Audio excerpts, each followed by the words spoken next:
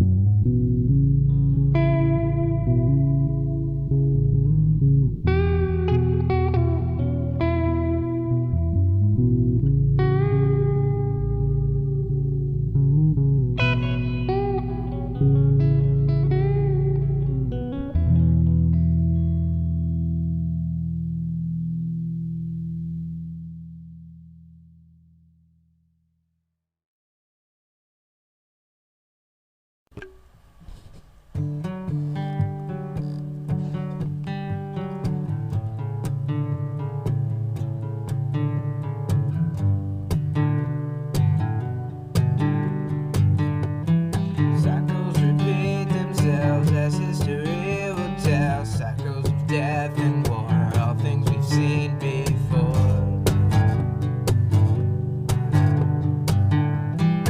In this new day and age, war is still center stage. Measured in that regard, we haven't gotten real far. Yeah, but no.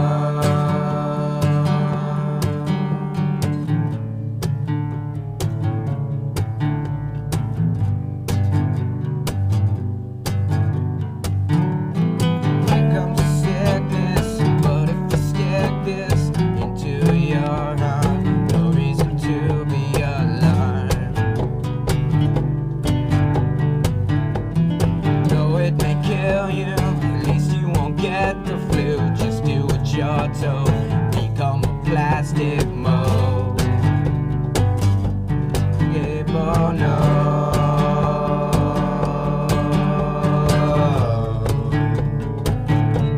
Yeah, but no.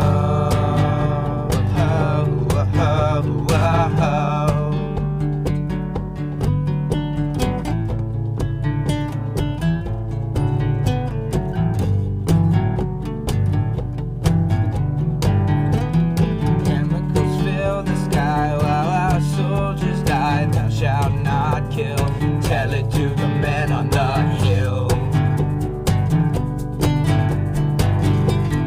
Now it's the boogeyman hiding beneath your bed. You can have eyesight, but still be blind. It's all in your mind. Give or no.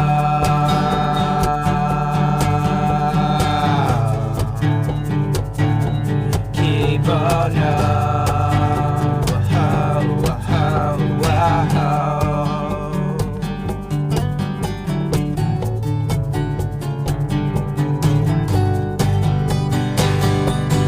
But it don't have to be that way. If you will open up your brain, don't let them indoctrinate this great nation.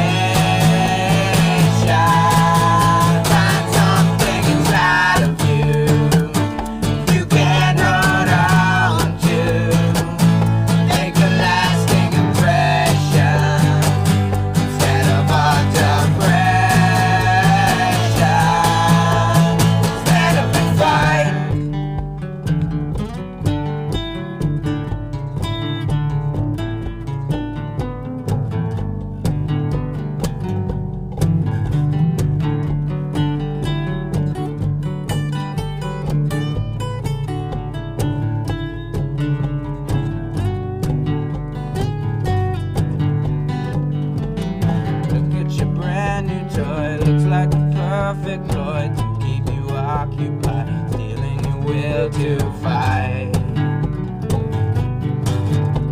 Or maybe it's just a fluoride. Don't let the establishment tell you how to live. These are our lives, and the time is right. Keep on up.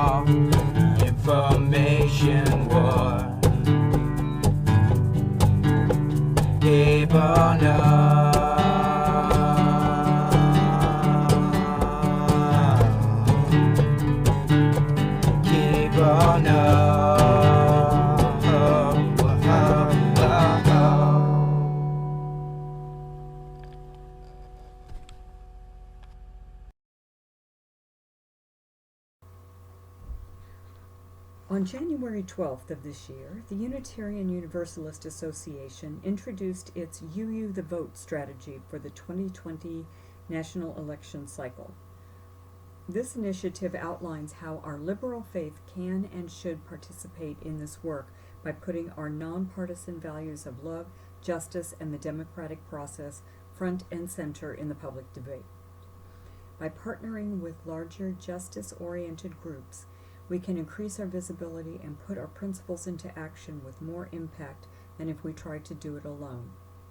Sharing resources with these groups that have an electoral and social justice focus and infrastructure will maximize our efforts to reach voters who believe, as UUs do, that racial, immigrant, climate, economic, LGBTQ+, and gender justice issues are at the very heart of values-based voting.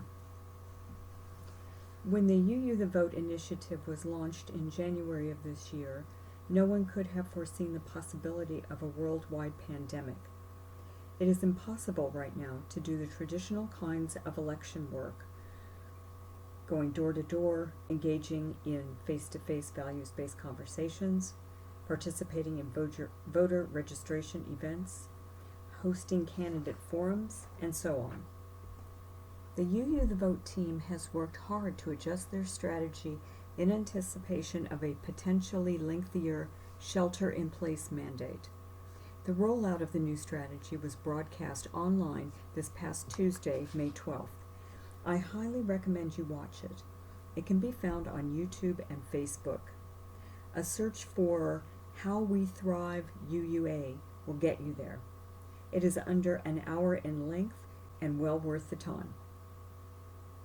If UU Meadville decides to participate in this work, there are several actions you can take in these early months of the election year. For example, you can create a congregational organizing team and start identifying local partners you might be able to work with to share any resources necessary for electoral action. The UU the Vote website has a continuously updated list of partner and resource groups that share our nonpartisan and faith-based values. You might consider the electoral situation in Crawford County to help select the group best suited to your needs. In light of the coronavirus outbreak and Pennsylvania's subsequent stay-in-place order, the October 2019 passage of the Act 77 Election Reform Bill carries even more significance for this electoral season. It allows most voters to vote by mail-in ballot. There is a very straightforward, uncomplicated application process, but it is dependent upon having a computer or other smart device, access to the internet, and a printer. I think one of the most important actions you all could take would be to mass print applications and find a way to make them as easily available as possible. One very important point we haven't yet talked about is how we can engage in this work without violating our 501c3 nonprofit status. Here are some very simple bullet point cans and cannots. So the UUA, UU congregations and organizations can engage in issue advocacy and organizing for justice, engage in voter education, help provide voter access through voter registration, be involved in Get Out the Vote drives, combat voter suppression, support or oppose ballot initiatives, educate candidates on issues, sponsor candidate forums, prepare and distribute nonpartisan voter guides, lobby elected officials, and host a variety of activities at our congregations by distance delivery. Now here's what we can't do. We can't have advocacy as our only activity. We can't endorse or oppose candidates running for elected office. And we can't intervene in campaigns to influence the outcome of the election. On the other hand, individuals can work for candidates and or political parties on their own, but not on behalf of UU Meadville. As a congregation, you must remain nonpartisan. The importance of Pennsylvania in the upcoming election cannot be understated. We are a Tier 1 battleground state. Some believe that in presidential elections, as PA goes, so goes the election, and that PA can be considered an electoral ground zero. I believe that we have our work cut out for us in Western Pennsylvania, or Pennsyltucky as some refer to it. This is our opportunity to engage with other values-based voters, sharing our commitment to love, compassion, kindness, humanity, and honesty. I hope you all will consider engaging in this holy work. This is our time. I'd like to conclude today with a reading written by the Reverend Ashley Horan, who is the UUA's Organizing Strategy Director. It was included in the UU The Vote 2020 Launch Guide. Another world is possible. We say it again and again, even when the proof lies somewhere beyond the horizon, beyond our reach, beyond our imagination. This is our faith. Another world is possible. Not somewhere else, another world, another lifetime, but here and now, for us and for all. Another world is possible. There is no single path toward that world, no one strategy or approach that will restore balance, heal brokenness, sow wholeness, free creation. There are many routes toward liberation, toward freedom, but the abundance of options does not absolve us of the responsibility of acting. Another world is possible. The call, the duty of each moment in history is to discern who are we and what can we bring with humility, integrity, faith? What is the context and how can we address it with agility, resilience, skill? What is the vision and how can we realize it with accountability, relationship, joy? Another world is possible. In this time of despair, of fear, of collapse, this time that is both like every other era and like no other time in history, it is audacious to declare our faith and to commit our work to a world that is more free, more just, more whole.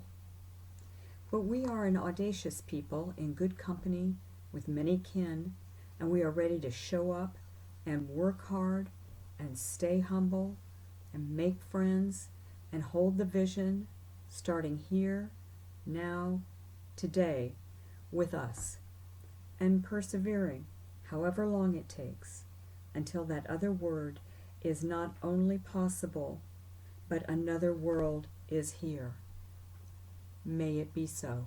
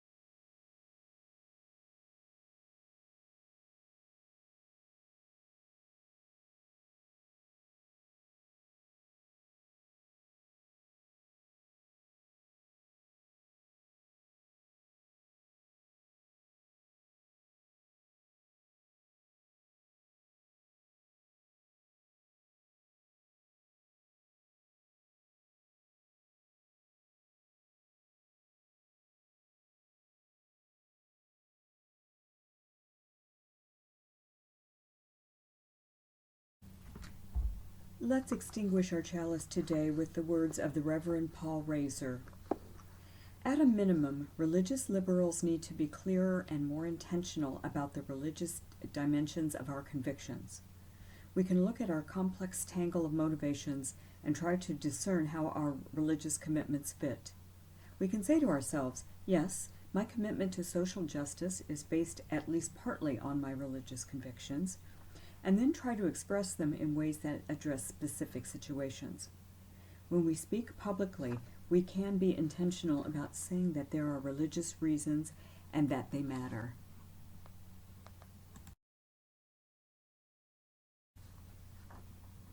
Hear now the closing words written by the Reverend Ashley Horan. You are loved beyond belief. You are enough. You are precious. Your work and your life matter, and you are not alone. You are part of a we, a great cloud of witnesses, living and dead, who have insisted that this beautiful, broken world of ours is a blessing worthy of both deep gratitude and fierce protection. Our ancestors and our descendants are beckoning us, compelling us onward toward greater connection, greater compassion, greater commitment to one another and to the earth. Together, we are resilient and resourceful enough to say yes to that call, to make it our life's work in 1,000 different ways, knowing that we can do no other than bind ourselves more tightly together and throw ourselves into the holy work of showing up again and again, to be part of building that world of which we dream, but which we have not yet seen.